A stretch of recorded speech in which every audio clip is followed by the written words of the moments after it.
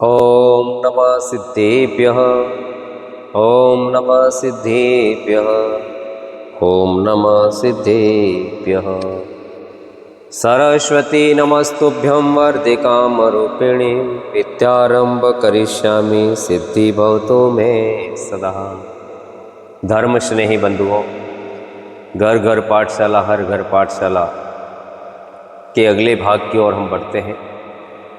जो मूल एक बेसिक नॉलेज है, जो प्रारंभिकरण ज्ञान है, जो जैनिज्म का मूल विषय है, उनके बारे में हम समझ रहे हैं। दर्शन विधि को समझा हमने। इसके बाद हम आगे सीधे बढ़ते हुए आज हमारे लिए क्या क्या जैनाचार्यों ने, क्या क्या हमारे गुरु भगवंतों ने, क्या क्या हमारे केवली भगवान ने हमारे लिए आदेश दिए हैं, जिसका हम पालन करके एक जैन कहलाने के लायक रहें। हम इतनी उच्च कुल में जन्म लिया, जैन कुल। जैन कुल में सबसे पहला कर्तव्य है जीव दया परम धर्म, अहिंसा परमो धर्म की जय। हमारे धर्म में सबसे बड़ा अहिंसा धर्म है, जो जीवों को दया करना सिखाता है। हमें निम्न बातों का ध्यान रखना चाहिए।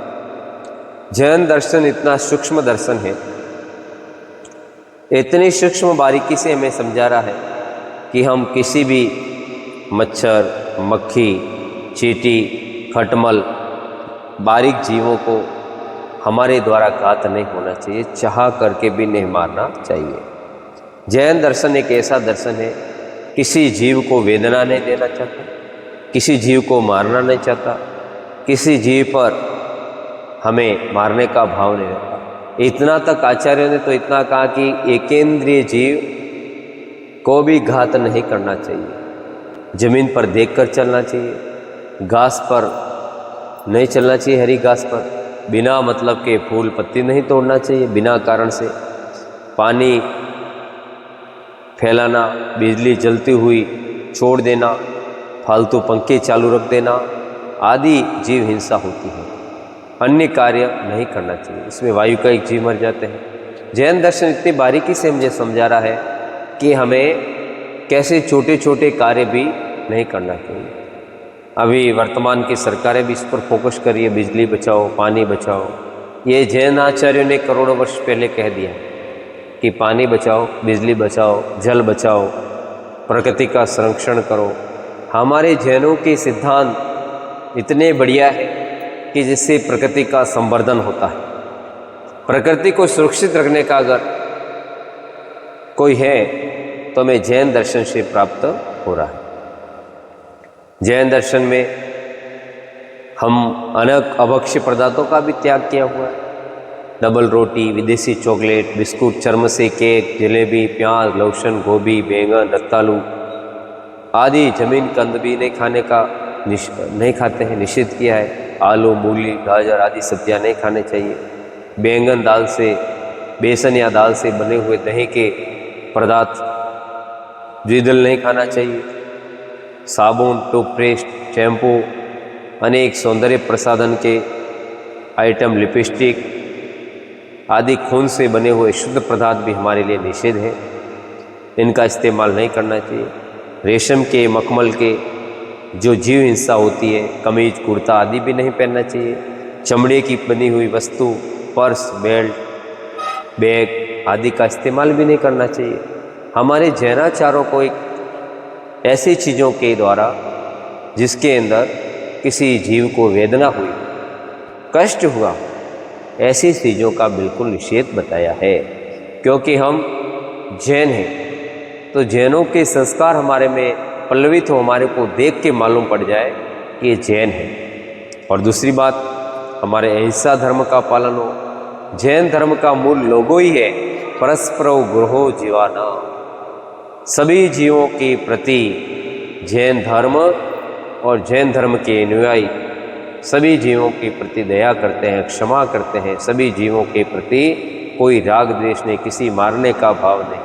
नहीं सताऊं किसी जीव को, कभी न क्रोध किया करो। ऐसा जैन दर्शन है। कभी किसी जीव को नहीं सताऊं, कभी न क्रोध किया करो, बने जहाँ तक औरों की सेवा में किया करो। जैन दर्शन के अंदर आज हम ये समझ रहे हैं कि जैन दर्शन की मूल बातें क्या है, जैन दर्शन के मूल नियम क्या है, जैन दर्शन के अंदर श्रावक कहने के अधिकारी कौन है।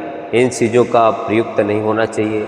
बच्चे स्वयं बता दे कि उससे मालूम पड़ जाएगा, उनके आचारों से, उसके व्यवहारों से, उनके रहन सहन से ये अंदर ये चीज़ें नहीं सम्मिलित हों तो उससे सीधे हम पहचान पाएंगे कि एक जैन है। हमारे को बुरी आदतों का सर्वथा त्याग करने के लिए बताया है, जिसे हम व्यसन कहते हैं। बुरी आदतों को व्यसन कहते हैं।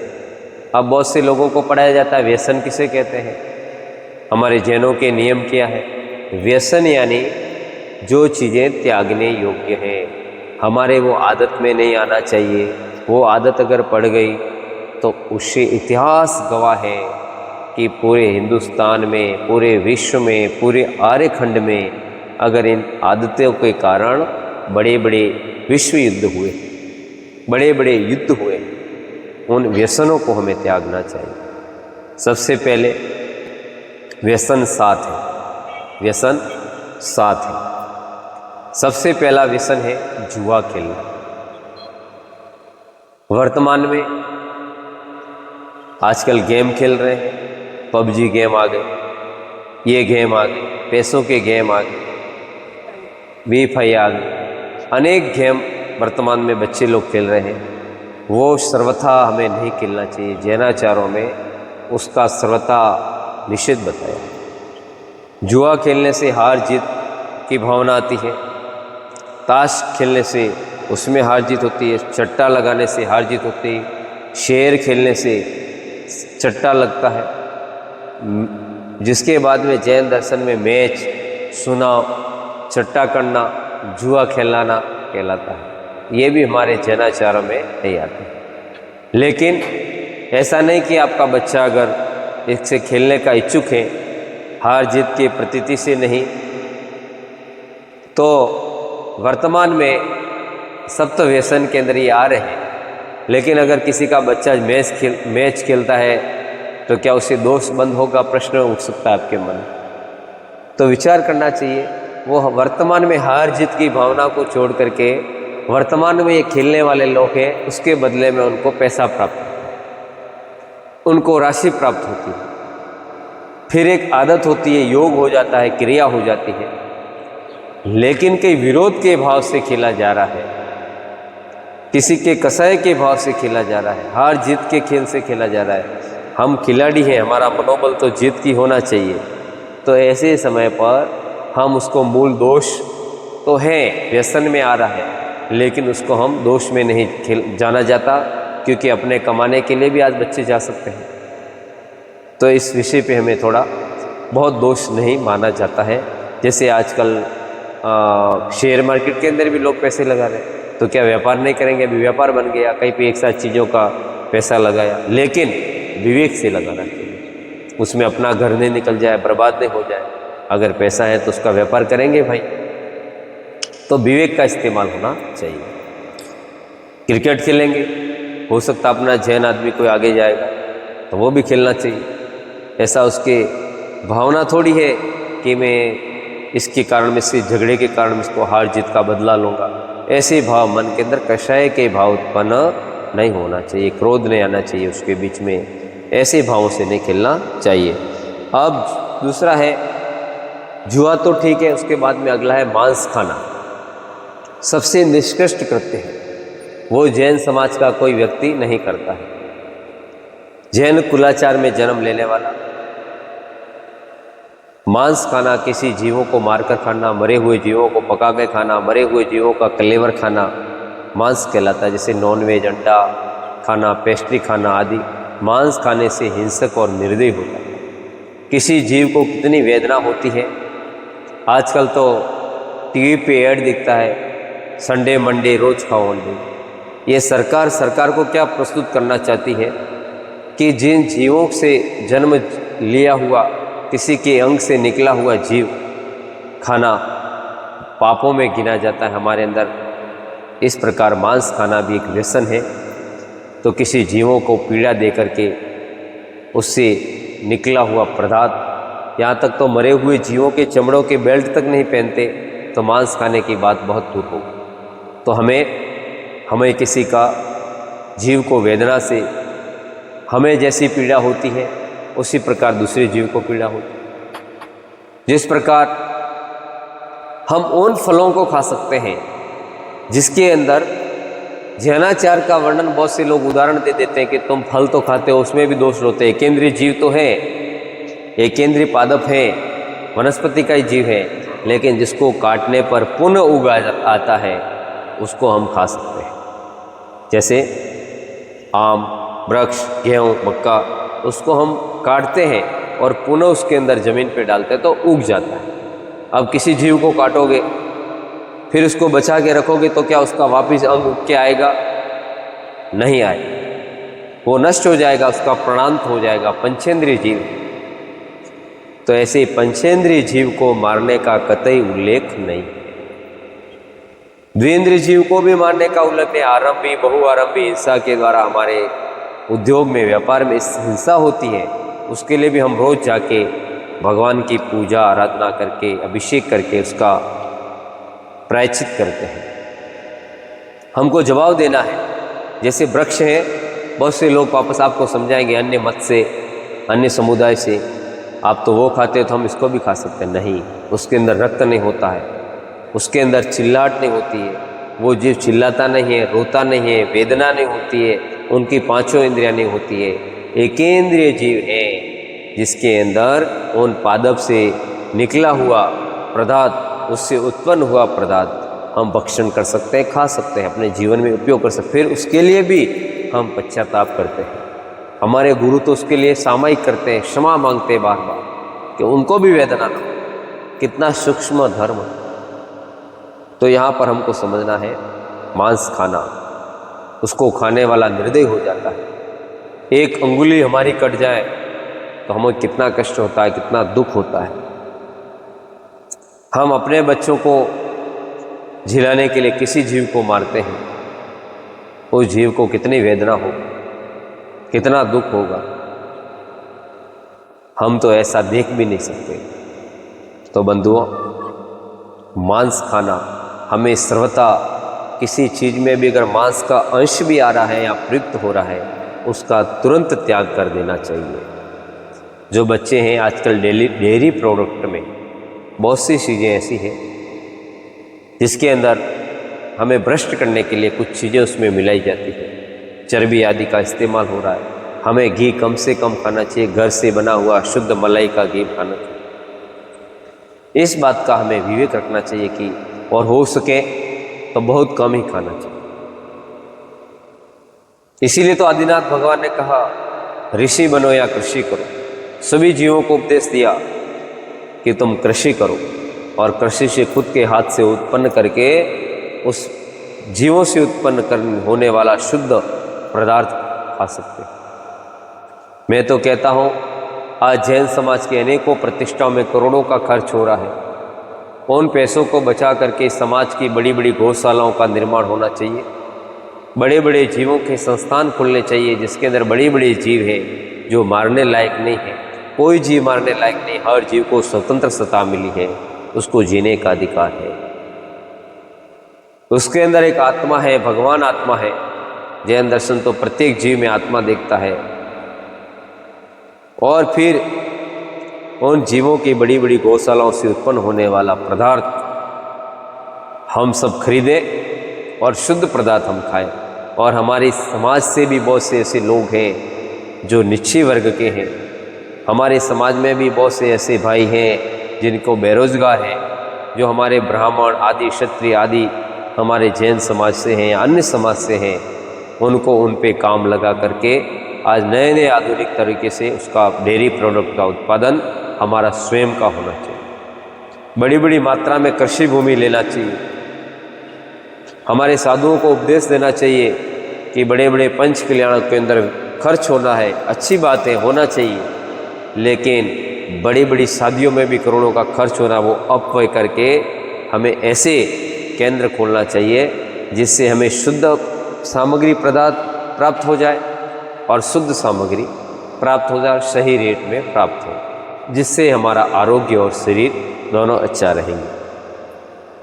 दूसरी बात, हमें साधु भगवंतों को भी इस विषय पे जोर देना चाहिए, क्योंकि हो सकता है वीडियो मेरा किसी साधु भगवंतों के पास में भी जाए, तो इस विषय पे साधु भगवंतों को करना चाहिए। अब इसके बाद में मांस के बाद में तीसरा है मद्यपान। जिन वस्तुओं को पीने खाने से नशा आ जाता है, आदत लग जाती है, बुद्धि विभ्रमित हो जाती है, भयंकर रोगों का खतरा बढ़ जाता है, ऐसी चीज़ों को मद्यपान कहते हैं। जैसे शराब, वाइन, विस्की, बीड़ी, सिगरेट, तंबाकू, अफीम, गांजा, सरस, वेप आदि चीज़ों को हमें त्याग करना चाहिए। ऐसी चीज़ें हमारे पास में नहीं भटकना देना चाहिए। हमारे जो बच्चे इस यूट्यूब द्वारा सुनेंगे, भटकने की बात सुन, ऐसे पीने वाले लोगों के पास में भी नहीं बैठना चाहिए। संगति का बड़ा प्रभाव पड़ता है। ऐसे मित्रों से हाथ भी नहीं मिलाना चाहिए, उनके पास में नहीं बैठना चाहिए।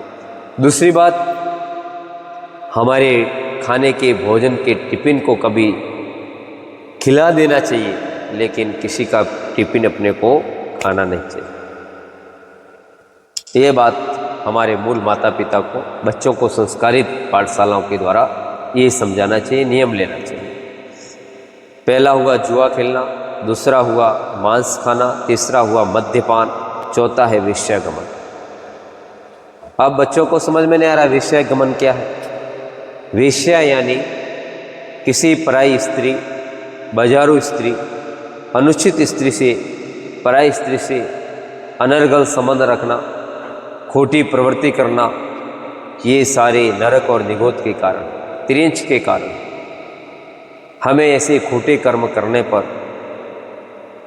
हमें अनंत पाप का बंध, हमें अनंत पाप का बंध होता है।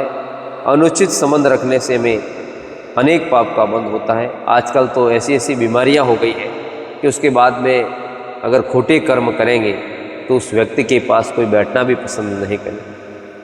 वर्तमान में एड्स, कैंसर, कर्म से ऐसी बीमारियां न। उसके बाद में आज हम समझ रहे हैं सप्तवेशन में वेश्यागमन, पराई स्त्री के प्रति खोटे भाव नहीं लाना, बेहरा सोचना नहीं। और अगर ऐसा कर रहे हैं तो भी आपके सप्तवेशन है, वो आदतें लग जाती हैं, फिर उस आदतों के कारण पूरे घर के घर बर्बाद हो जाते हैं। अनेक इतिहास में उदाहरण है। पद्म पुराण चरित्र देख लो, पांडव पुराण के चरित्र देख लो, महापुराणों के चरित्र देख लो, इन चरित्रों को पढ़िए। एक छोटे से व्यसन के कारण बड़े बड़े इतिहास के अंदर बड़े बड़े ग्रंथों की रचना हुई। इससे हमें प्रमाणित होता है कि बड़े बड़े युद्ध इन आदतों से हुए। आपको मालूम होगा दशानन रावण का जीव एकमात्र भाव भाया था, सीता माता के प्रति अनुचित कुछ नहीं किया, मात्र एक भावों के परिणामों से पूरे लंका का विनाश हो। तो ये सब पतन के मार्ग हैं। जैन शिक्षाएं कितनी सुंदर हैं, इसलिए तो जैन समाज आज सबसे आगे है। अगर इन व्यसनों में उलझ गए तो आप कभी सुलझ नहीं पाओगे। उसके बाद में शिकार के बारे में हम मद्य, मांस, मधु, मद्यपान, वेश्यागमन, शिकार खेलना, जंगल में शिकार खेलने तो भी वर्तमान में नहीं जाते हैं, लेकिन जो हमारे बच्चे हैं आजकल पतंग उड़ाते हैं, पटाखा फोड़ते हैं। ऐसे काम करने से कितने सूक्ष्म जीवों का मरण होता है। बड़े बड़े पंचेंद्रीय जीव, कबूतर, चिड़िया, गोरैया, उनकी गर्दनें कट जाती हैं। क्या मिलेगा? तुम पतंग उड़ा करके अपने अंदर प्रमुदित हो रहे हो, लेकिन उन सूक्ष्म जीवों का, उन पंचेंद्रीय जीवों का घात कितना बड़ा पाप। अभी शिकार के लिए तो मैं समझता हूँ कि जैन समाज से कोई जाता नहीं है, लेकिन ये भी बड़ा शिकार है। ये भी पाप है। आपने पतंग उड़ा करके किसी पंचेंद्र जीव को अपने पतंग के बाण से मारा, ये तुम्हारे कर्म पादक बनेंगे, कर्म के अंदर पापों का बंध होगा, कर्म की श्रृंखला में जुड़ेंगे।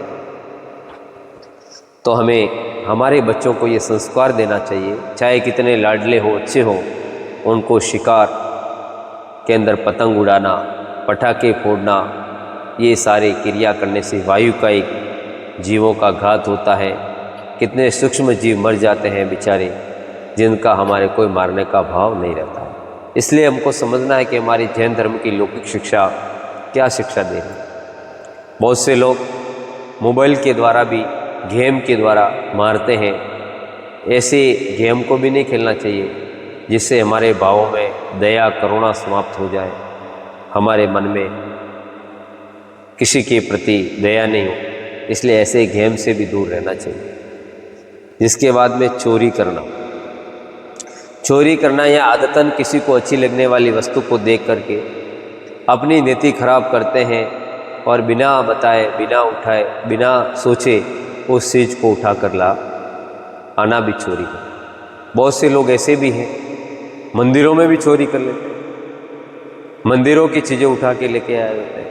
आजकल साधुओं की कलम तक नहीं छोड़ते हैं, वहाँ रखी होती है कुछ चीज़ें, वहाँ बिना पूछे वहाँ से उठा ले जाते हैं। तो ध्यान रखना चाहिए कि हमें किसी चीज़, पराई चीज़ को हमें उठाने का अधिकार नहीं है। उस पर किसी और की है, वो हमारे पुरुषार्थ से प्राप्त की हुई चीज़ें ही हमारी होती हैं। और हमें चोरी, किसी पराई वस्तु को उठाना चोरी का दोष लगेगा, वो भी आपका व्यसन है, आदत है। जिसके बाद में मद्य, यहाँ पे 7 प्रकार के व्यसन बताएं। उसमें जुआ खेलना, मांस खाना, मद्यपान करना, वेश्यागमन करना, शिकार करना, चोरी करना, पर स्त्री सेवन करना। पर स्त्री यानी अर्थात जिनके धर्मानुकूल विवाह किया है, उसको छोड़ करके जो हमारी स्वयं की स्त्री हैं, जो धर्म की रीति से हमने उसे विवाह किया है, वो तो हमारी है। और अन्य विषय पराई स्त्री के साथ काम सेवन करना, बुरे विचार आना और पराई स्त्री के साथ हमारे कुशल के भाव आना, ये भी आपका पर स्त्री सेवन का दोष बंद होगा। वर्तमान में लोग इतना भी नहीं समझ पाते हैं कि पर स्त्री, पहले तो आचार्य ने श्लोक के द्वारा बताया है कि जो हमारे समान है वो हमारी बहन के समान है, हमारे से ऊपर है वो हमारी माता के समान है, और हमारे से छोटी है वो हमारी बेटी के समान है। क्योंकि प्रत्येक घर में आपकी माता है, आपकी बहन है, आपकी बेटी है। तो धर्मानुकूल एक स्त्री का आपको अधिकार है, और किसी ने 2 भी कर ली है अगर सामाजिक रीति से, तो उसका अधिकार है। लेकिन सामाजिक रीति से अगर आपने शादी की है, पहले से है, कोई मर गई, आपने पुनः विवाह किया, तो फिर क्या करेंगे?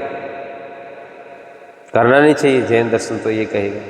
लेकिन फिर उदाहरण देंगे, भगवान की चंडी हुजारानियाँ थी, तो अपने स्वयं को धर्मानुकूल जिस स्त्री को आपने वर्ण किया है, विवाह किया है, उसे आप उसको छोड़ करके अन्य स्त्री के साथ बुरे विचार, बुरे भाव नहीं रखना चाहिए।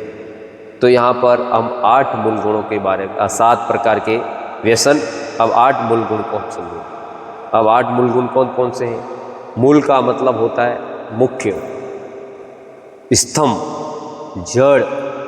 अगर जिस पेड़ की जड़ में मूल नहीं है तो आपको ऊपर का फल मिलने वाला नहीं।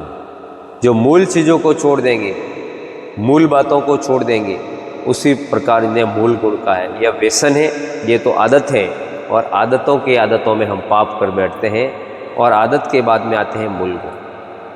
मूल गुण मद्य, मांस, शराब, तंबाकू, गुटखा आदि मादक वस्तुओं का सेवन करने को त्याग करना, मद्य त्याग है, मांस त्याग, नॉनवेज, पूरे मद्य, मांस, मधु, पंच उदंबर फल, 3 प्रकार के मद्य, मांस, मधु और 5 उदंबर फल, ये 8 प्रकार के हमारे मूल गुण हैं।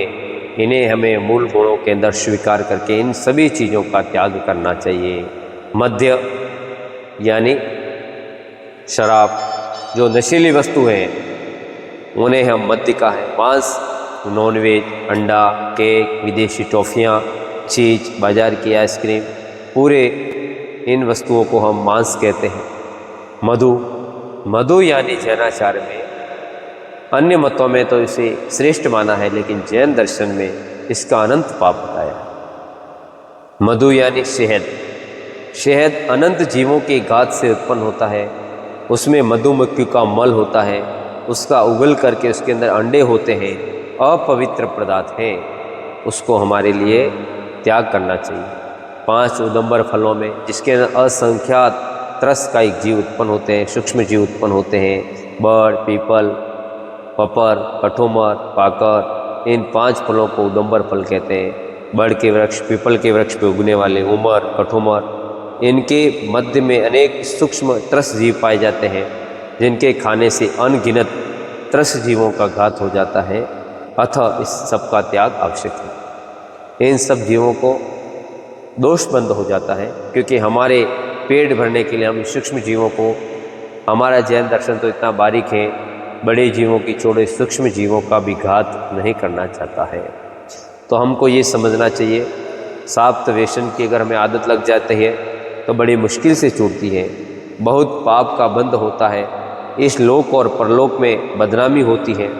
और आज अनेक लोग, बड़े बड़े बिजनेसपति, करोड़पति, इन व्यसन आदतों के कारण, ये गंदी लतों के कारण बर्बाद हो गए और नरक तिरंज गति का हमें बंध बन जाता है। तभी लोग संसार के अंदर उसकी सर्वथा निंदा होती है। वो कितने भी बड़े हो जाए, बड़े आचार्य हो जाए, बड़े हो जाए, तो ऐसे इन व्यसनों के अंदर अगर उलझ जाए, अगर कोई बड़े बड़े ज्ञानी व्यक्ति भी इसके अंदर अगर उलझ जाते हैं, तो संसार के अंदर वो कितने भी उठने का प्रयास करें, लेकिन वो उठ नहीं सकते हैं। वो सदा निंदनीय ही रहेंगे कि एक बार किया हुआ विश्वास जब खो जाता है, चारित्र पे दोष लग जाता है, तो फिर उसको पूरी जीवन भर लोग उसी नज़र से देखते हैं। इसलिए चारित्र प्रदान होना चाहिए। हमारे धर्म में चारित्र की महिमा बताई गई है, इसलिए इन सब का हमें त्याग करना चाहिए। अष्टमूल गुण का धारण करना चाहिए। ऐसी मंगलमय भावनाओं के साथ आज हमने सप्तव्यसन और मूल गुणों के बारे में समझा है। बहुत बारीकी से मैं समझाने का प्रयत्न करता हूँ। बोलिए पंच प्रमिष्टि भगवान की जय। जावानी के ज्ञान ते सूजे लोकालोक, सोवानी मस्तक धरो सदा दीत हूँ दो।